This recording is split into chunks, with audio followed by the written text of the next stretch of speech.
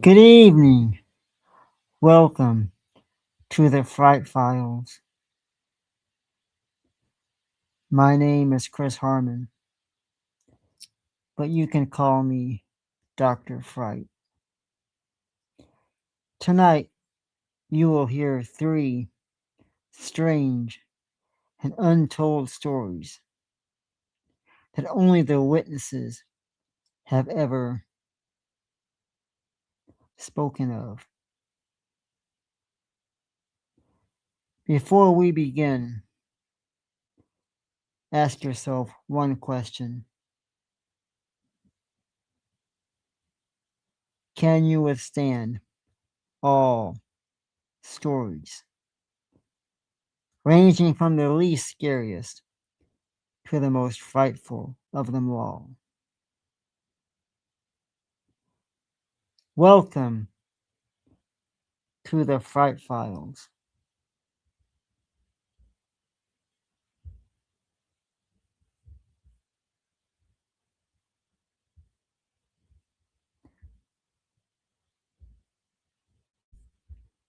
The first story is called The Shadow in the Attic.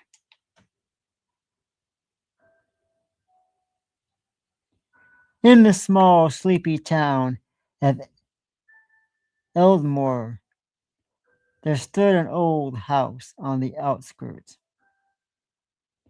It once ground, facade new, weathered, and worn by time.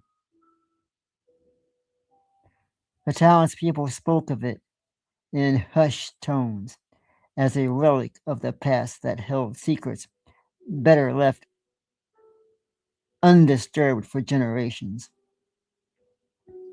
The house had been passed down through the same family, each new owner sending off the attic, sealing off the attic, a room that was rumored to be haunted by the shadow figures. It was said that the shadow was the restless spirit of a man who had died in the house under mysterious circumstances. His soul twisted and bound to the attic, emerging only at night to roam the attic empty space. The house had been vacant for years when Emily's family moved in, down by the property's charm and the allure of its history. Emily, a girl with an insustainable curiosity and a fascination with all things supernatural, was thrilled by the prospect of living in a house with a haunted attic. You see, she had always wanted and had always been drawn to ghost stories, devouring books of the paranormal and dreaming of the day when she might encounter a ghost of her own.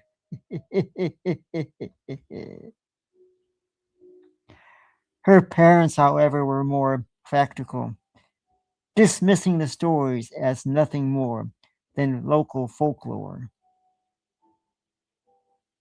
They set out, making the house their own, restoring the rooms to their former glory, while Emily explored every nook, every cranny, eager to uncover its secrets.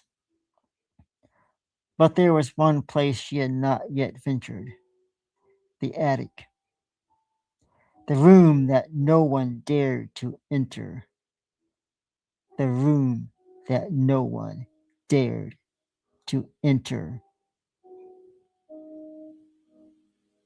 You see, the attic door was located at the end of a narrow, winding staircase, hidden behind a dusty curtain that fluttered in the slightless breeze. The door itself was old and splintered, its surface covered in a thick layer of dust as it hadn't been touched in years. Now, Emily had seen the door many, many times in passing, but something about it made her hesitate, a sense of unease that growled at the edges of her curiosity.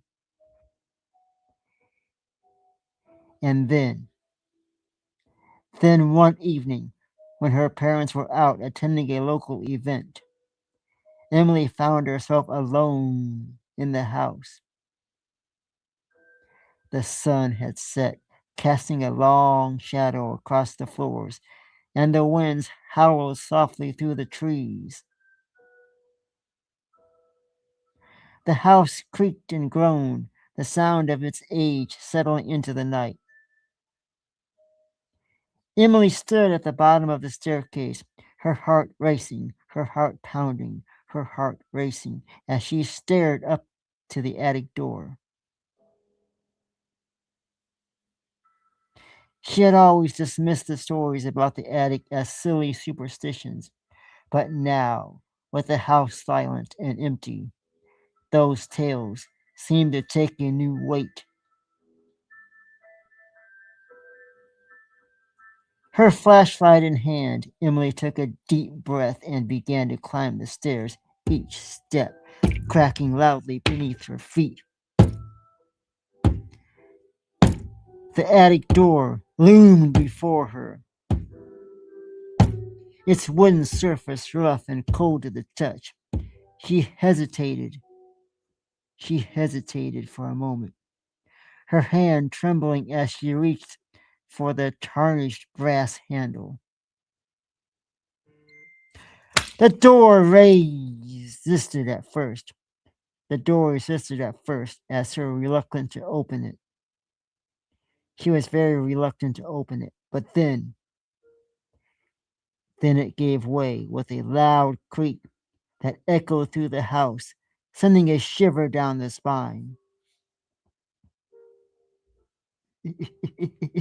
The air in the attic was cold. The rest of the house wasn't. The chill seeping into her bones as she stepped inside the attic. The room was dark, only light coming from her flashlight, with which it cast a weak yellow beam that barely penetrated the shadows of the attic. The attic was filled with forgotten relics of the past. Old trunks, old furniture covered in cobwebs, stocks of dusty books, and piles of moth-eaten clothes. Everything was draped in a thick layer of dust, untouched for what seemed like decades. You see, as Emily moved deeper and deeper and deeper into the attic, her flashlight flickered, casting strange shadows on the walls. The air was thick with the smell of decay, a musty, earthly scent that made her stomach churn. She shone the light around the room, her heart pounding in her chest as she searched for any sign of shadowy figures that the villagers had spoken of. Now, at first, there was nothing, just the silent, oppressive darkness pressing in on her from all sides. But then, out of the corner of her eye, she saw it. A shape darker than the shadows around it, moving in from the corner of the room. It was barely visible. An inky black mass that seemed to pulse and shift with a life of its own. Emily's breath caught her in her throat as the shadows moved closer, closer, closer, closer. Its form growing larger, more defined. It wasn't a trick of the light. No, this was something real, something malevolent. The shadow seemed to be drawn to her, moving slightly across the floor, its edges blurring and shifting like smoke. Her flashlight flickered again. The beam weakened as the shadows loomed before her, a formless, seething mass of darkness. The air grew colder, the smell of decay stronger, and Emily felt a wave of decay, of dread washing over her. She tried to step back to turn and flee, but her feet wouldn't move. She was frozen. It was as if the shadow had rooted her to the spot, its presence suffocating, its cold tendrils wrapping around her like icky, icy fingers. The shadow moved closer, closer, closer, closer still. Emily's flashlight flickered one last time before it went out completely, plunging the room into the complete darkness. She could feel the shadow pressing against her, its cold, dark tendrils wrapping around her body, pulling her into the black void, pulling her into the black void.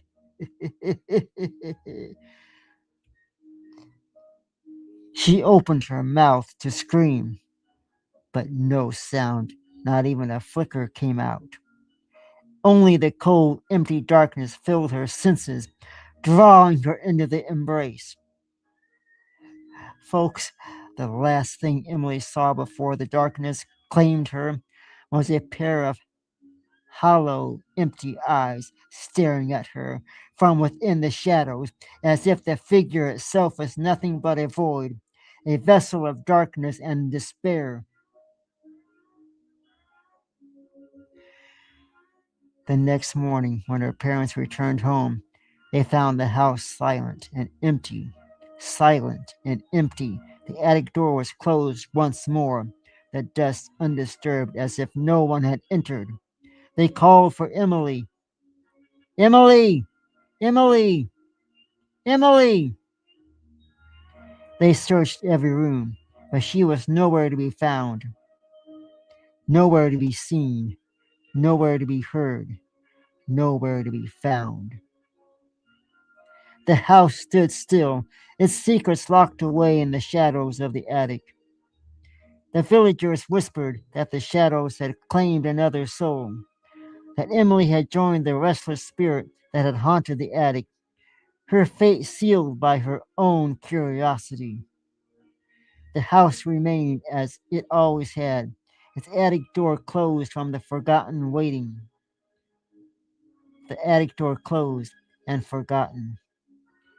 It's waiting for the next curious soul to open it and release the shadow from its dark prison.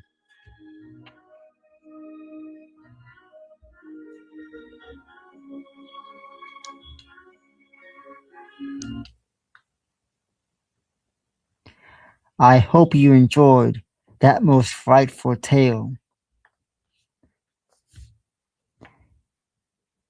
As we now venture even darker into the depths of the fright.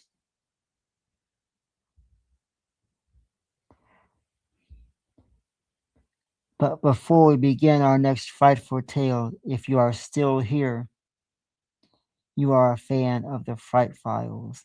You are a fan of Dr. Fright. People in the chat room are saying how scary this is. Some even say, stop scaring people. It is not Dr. Fright who scares. It is the tales of the frightful fright stories.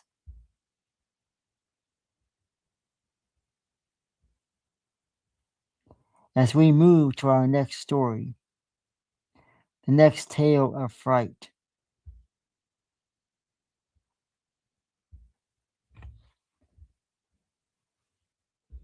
This next story is called The Whispering Violin.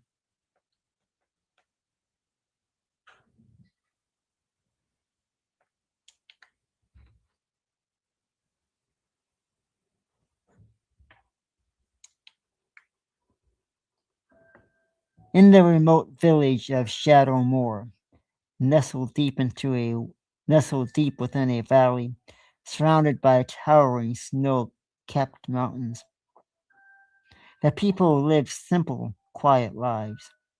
The village isolated from the outside world by the rugged terrain.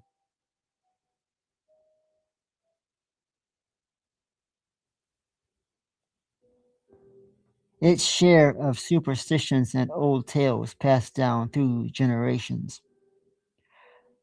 But one such tale was that of the whispering violin, an instrument of haunting beauty and malevolent power. The villagers spoke of it in hushed tones, warning of the curse that clung to the strings. The strings said to have been soaked in the tears of a lover, scorned and betrayed. Esme was a girl with music in her soul. From a young age, she had been captivated by melodies and harmonies, finding silence in the notes that floated through her mind. She had taught herself to play the old violin her father had left behind, spending hours and hours each day practicing in the quiet of her room. The music for her restless spirit. The violin she played was old and worn, its sound thin and ready, and Esme often dreamed of finding an instrument worthy of her love for music. One crisp autumn afternoon, as Esme wandered through the outskirts of the village, she stumbled upon an old abandoned church. The building was crumbling, its stone was covered in ivy, its roof saging under the weight of years. Curiosity, curiosity took over her. Esme pushed open the heavy wooden door, the hinges creaking in protest, and stepping inside. The interior of the church was dark and cold, the air thick with the scent of damp wood and decay. But as Esme's eyes adjusted to the dim light, she noticed something gleaming in the shadows near the altar. Her heart quickened as she approached, her footsteps echoing in the silence. There, there, lying on a dusty pew, was a violin unlike any she'd ever seen. The violin was exquisite, its wood dark and polished to a rich, deep luster. The strings, though old, seemed to hum with a faint, almost imperceptible melody, as if they were once alive with the echoes of the forgotten songs. Esme reached out to touch it, her fingers trembling with excitement. The moment her hand brushed the wood, a shiver ran down her spine, and she felt a strange, almost magnetic pull towards the instrument. Unable to resist, Esme picked up the violin, the weight of it comforting in her hands. She could feel the music within waiting to be released, and she knew she had to play. She had to play it. Without a second thought, she carried the violin home, her heart pounding with anticipation. That evening, as the sun dipped behind the mountains and the village was bathed in twilight, Esme sat by her window, the whispering violin cradled in her lap. She drew the bow across the strings, and the instrument sprung to life, its voice rich and resonant, filling the room with a haunting melody. The music was unlike anything Esme had ever played before, each note infused with a depth of emotion that seemed to reach out to her very, very soul. And as Esme played, she began to notice something strange. The violin's whispers, once faint and distant, grew louder, louder, more intense. At first, she couldn't make out the words, but as the music swelled, the whispers became clearer, revealing the darkest secrets of those who listened.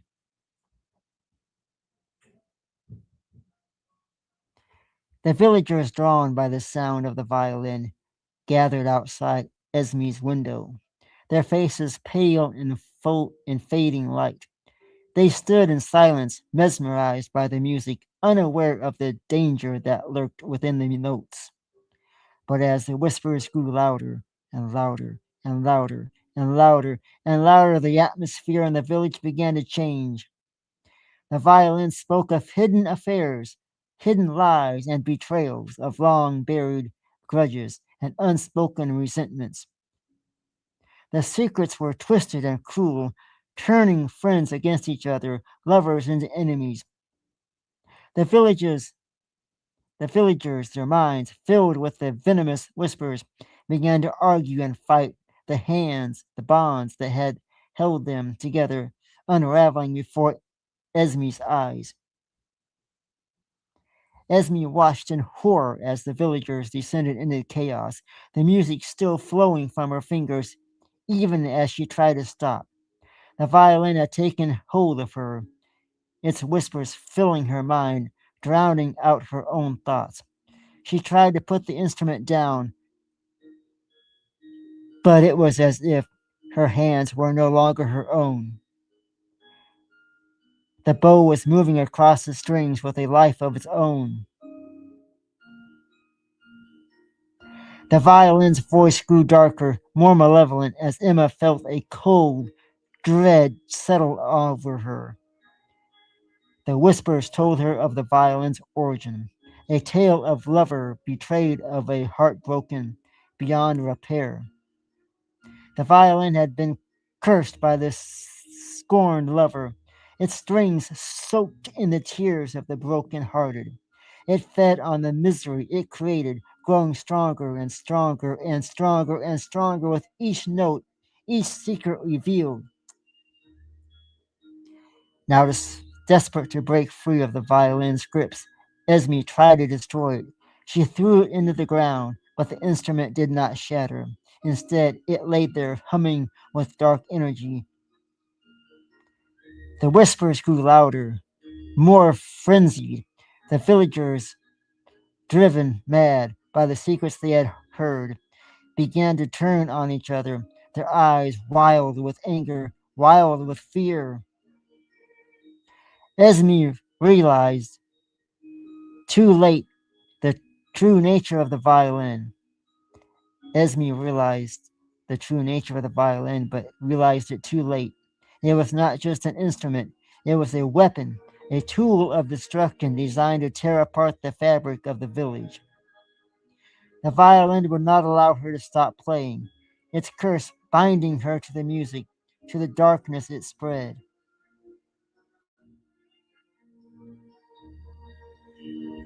As the final notes rang out, the violin's whispers reached a crescendo, filling Esme's mind with a cacophony of voices. Her vision blurred, her strength drained, and she felt her body collapse to the floor. The violin still clutched in her hands. The whispers faded into the silence, and the village was left in its ruins. The people broken and scattered, their lives forever altered by the secrets they had heard. When the villagers finally returned to Esme's house, they found her lifeless body, the whispers, the violin lying beside her. The instrument was silent, its strings still, its curse complete. The villagers, fearful of the violin's power, buried it way deep within the earth, hoping to seal away its darkness, its evil, and everything it contains. But you see, the whispering violin was not so easy to be silenced. It lay dormant, waiting for the next musician to find it, to pick it up and play its cursed melody. The legend of the whispering violin lived on, a tale of sorrow and betrayal, a warning to those who would seek to uncover the secrets hidden within the music.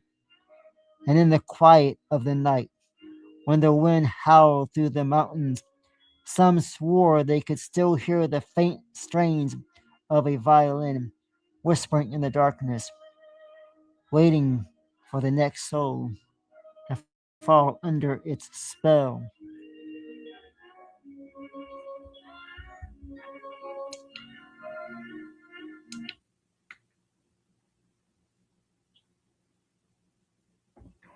I hope you enjoyed our frightful tale of the whispering violin.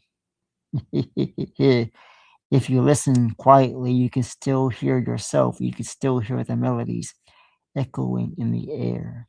Listen.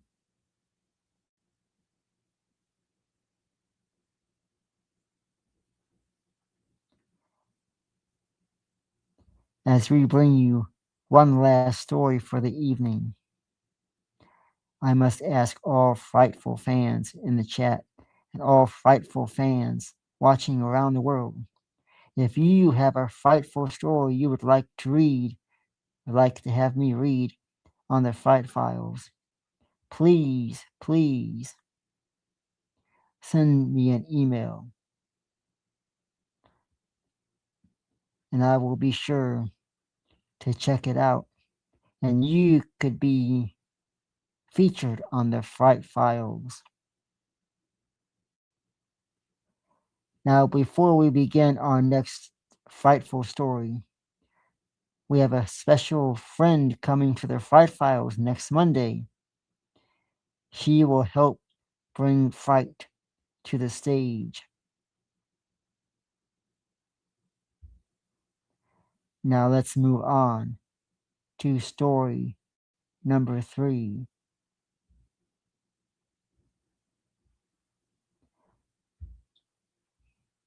This story is our final conclusion of tonight's frightful tales. This story is not for the faint of heart. This story is titled The Hollow Eyes.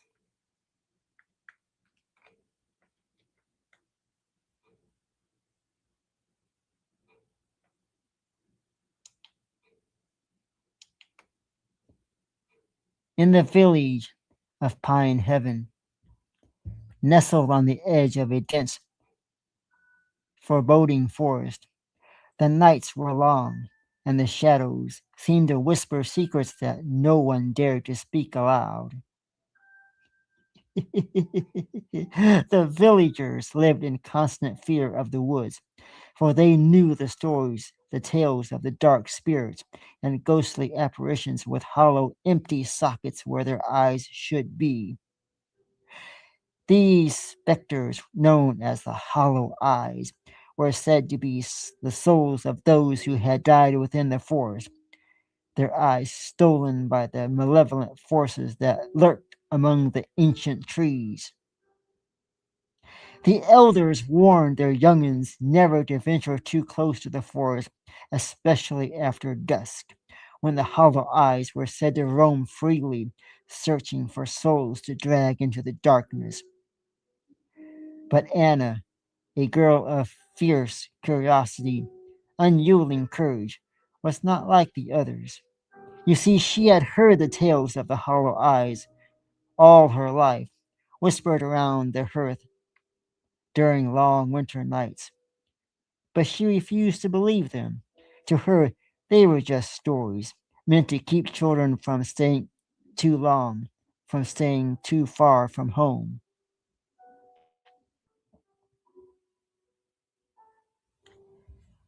One crisp autumn evening, as the sun dipped low behind the trees and the sky blazed with the fierce colors of twilight, Anna made up her mind. She would prove to the villagers that the stories were nothing more than myth.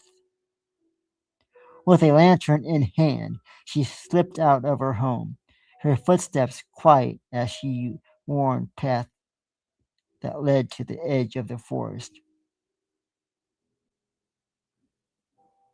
The air grew colder as she approached the tree lines, the towering pines casting long, dark shadows across the ground. The forest loomed before her, a wall of darkness that seemed to breathe and pulse, breathe and pulse, breathe and pulse with an unseen life.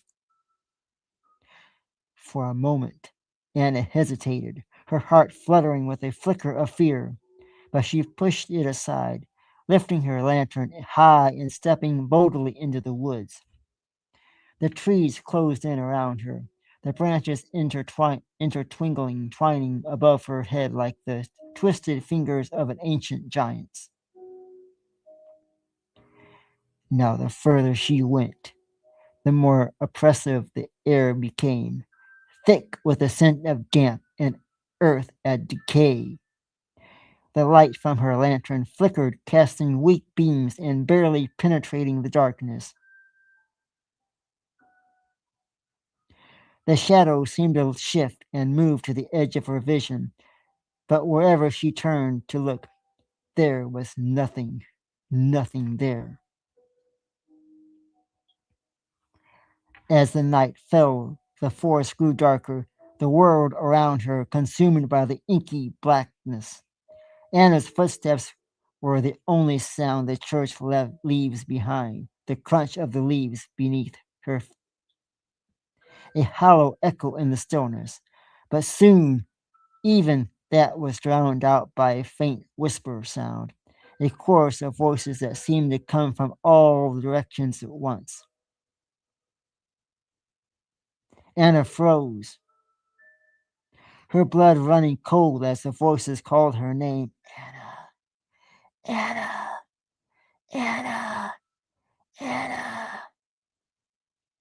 Soft and instant, the whispers grew louder, more urgent. Anna, Anna, as she.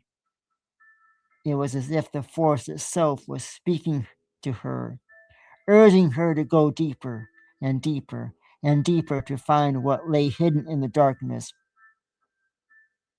Her heart pounded in her chest, but she forced herself to keep moving, her grip tightening on the lantern's handle. Suddenly, she saw them, pale, ghostly figures emerging from the shadows, their forms barely more than wisps of the mist. They drifted towards her, their movements slow and deliberate, as if drawn by the light of her own lantern. But it was their eyes, or rather the absence of them, that sent a jolt of terror through her.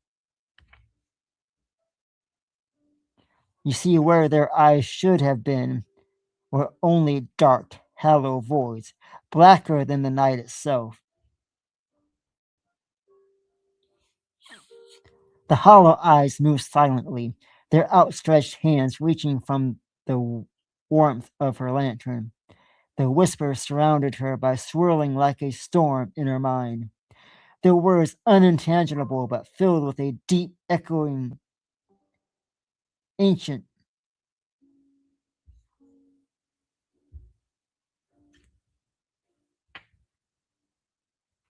Anna wanted to run to flee the apparitions that closed in around her, but her legs felt heavy as if rooted to the ground. The hollow eyes grew closer, their cold, eternal fingers brushing against her skin, sending chills through her body. The light of her lantern flickered wildly, struggling against the encroaching darkness. The whispers grew louder, more desperate, until they were all she could hear, drowning out all her thoughts, her fears, everything. The last thing Anna saw was the endless black voids where the ghost eyes should have been, deep and empty like the abyss itself. The light from her lantern went out, plunging her into the darkness, and her cold fingers of the hollow eyes wrapped around her, pulling her into the void.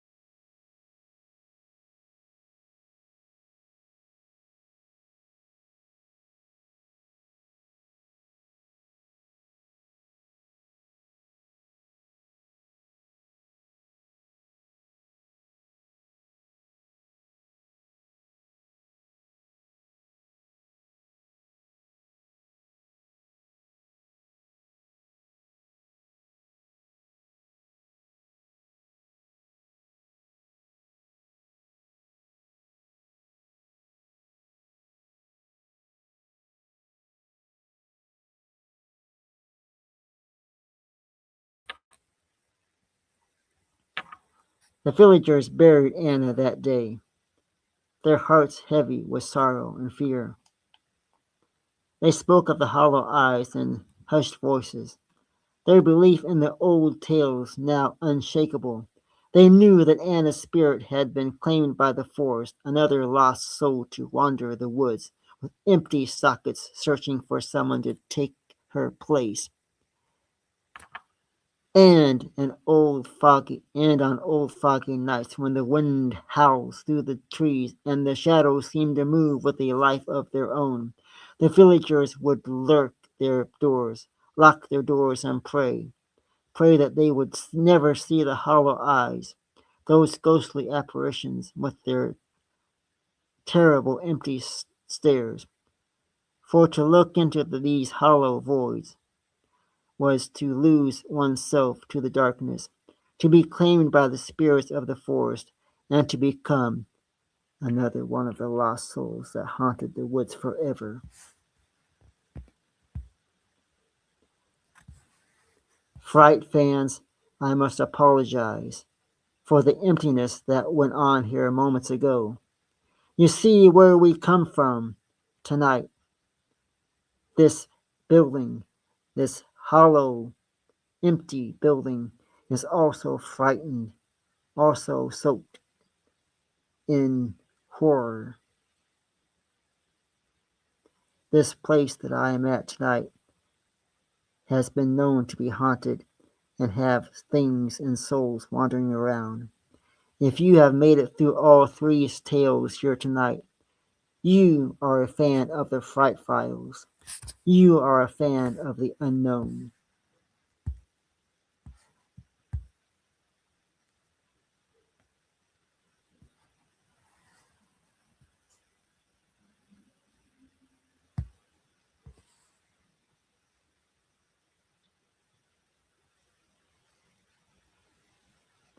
I want to thank everybody in the chat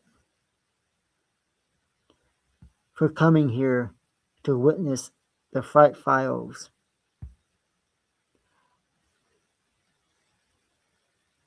We have one last story for everybody here tonight.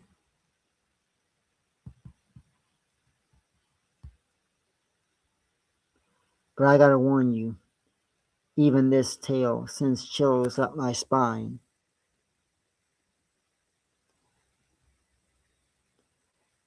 You see, this story is called The Well. It's one of the most frightful tales you may ever encounter, you may ever hear. You see, in the heart of a small, isolated village stood an ancient well, its stone walls worn smooth by the centuries of use. The well was the villagers' lifeblood, providing water for drinking, cooking, and washing. But it was more than just a source of water. It was the center of a dark, dark legend that the villagers spoke of only in hushed tones, a tale passed down through generations. The legend told of a creature that lived at the bottom of the well, a monstrous being that fed on the souls of those who dared to draw water from the dark. The villagers took the legend seriously.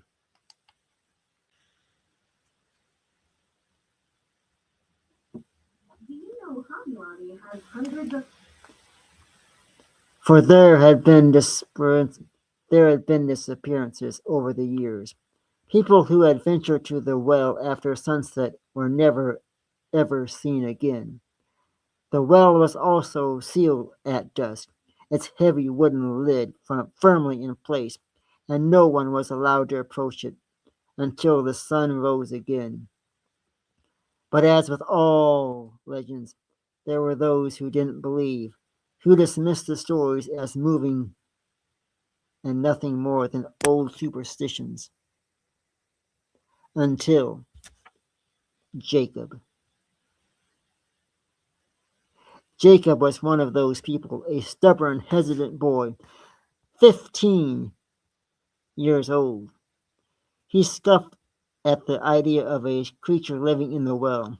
He had drawn water from it countless times, and nothing had ever happened. To him, the warnings were nothing but the ramblings of an old men and women clinging to the past. One evening, as the sun dipped below the horizon and the village settled into the quiet of the night, Jacob's mother asked him to fetch water from the well. She had been busy all day, and there was no water left for the evening meal. Jacob hesitated for a moment, glancing out the window at the gathering of the darkness. But then he shrugged off the unseen. The well was just a well, and he wasn't afraid of some made-up creature. Grabbing the empty jug, Jacob headed out to the cold evening air. The village was silent. The only sound, the soft rustling of the wind through the trees. The sky was as deep purple, and the lost rays of the sunset fading as the stars began to twinkle overhead. The well stood at the center of the village, its stones glowing faintly in the dim light. As Jacob approached, he felt a slight chill, but he ignored it, focusing instead on the task at hand. He set the jug down beside the well and lifted the heavy wooden lid, grunting with effort. The air inside the well was cold and damp, carrying the faint, earthly scent of wet stone. Jacob tied the bucket to the rope and lowered it into the well, listening to the creak as the rope listening to the creak of the rope as it descended into the darkness. The bucket hit the water with a splash, and Jacob began to crank it back up, his thoughts wandering as he worked. But as the bucket neared the top, he heard something faint, almost imperceptible. A low, gurgling sound like the bubbling of water deep below. Jacob paused, frowning, but then he shook his head. It was probably just the water echoing off the walls of the well. He pulled the bucket up the rest of the way and filled his jug. But as he leaned over to close the lid, he caught a glimpse of movement in the darkness below. His heart skipped a beat and he leaned closer, peering down into the well. The water was calm, reflecting the stars overhead, but as he watched, ripples began to spread across the surface. Something was moving down there. Something was moving, something large and slow, rising up from the depths. Jacob's breath caught his throat as the creature emerged from the water. It was unlike anything he had ever seen. A grotesque, slimy mess, twisted flesh and snood, its body glistening with moisture. Long, sinewy arms reached out from its sides, ending its clawed, webbed fingers. Its face was a nightmare, its eyes glowing with a slick green light, its mouth a gaping now filled with sharp, jagged teeth. The creature stared up at Jacob, its eyes locked onto his. It spoke in a voice that sounded like the bubbling of water deep in the resident. I have been waiting for you. I am here. I have been waiting for you. It's whispered, its words sending a chill down Jacob's spine. I am hungry, and you must feed me. I am hungry, and you must feed me. Terror gripped Jacob as the creature's long arms shot out, wrapping around his legs and pulling him closer to the edge.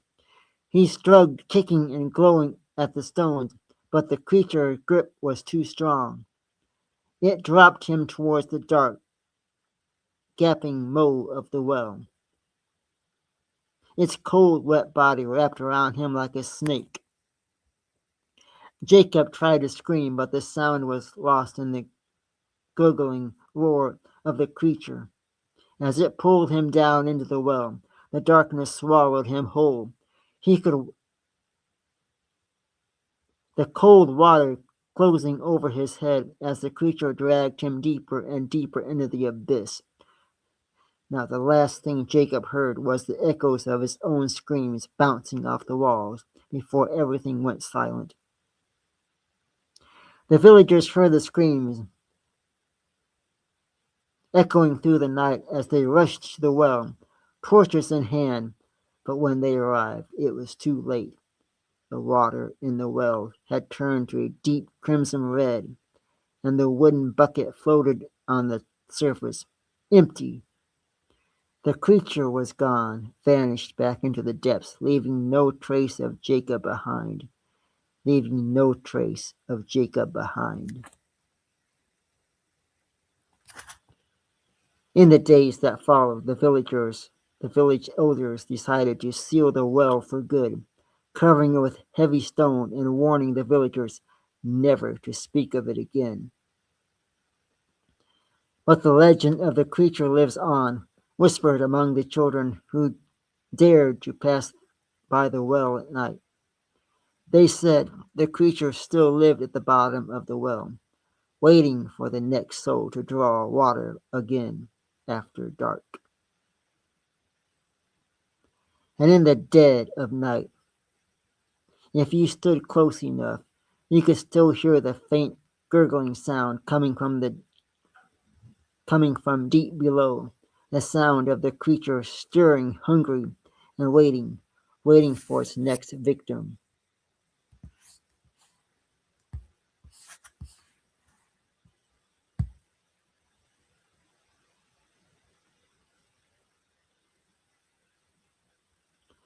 Thank you for watching our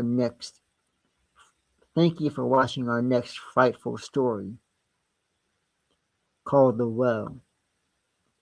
And if you are still with us, you, my friend, are a fan of the Fright Files. You, my friend, are a fan of Dr. Fright. These stories you have heard tonight,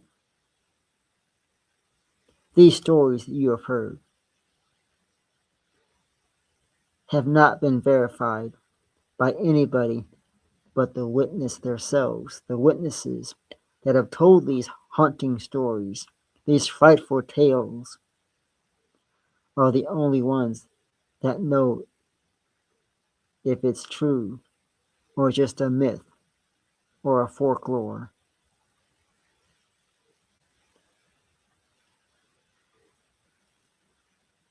Thank you for coming and joining the Fright Files. Thank you for being a part of our frightful evening. From myself, Dr. Fright, and all of us here in the studios, in the graveyards, and the haunted homes. We will see you next week for another episode of the Fright Files.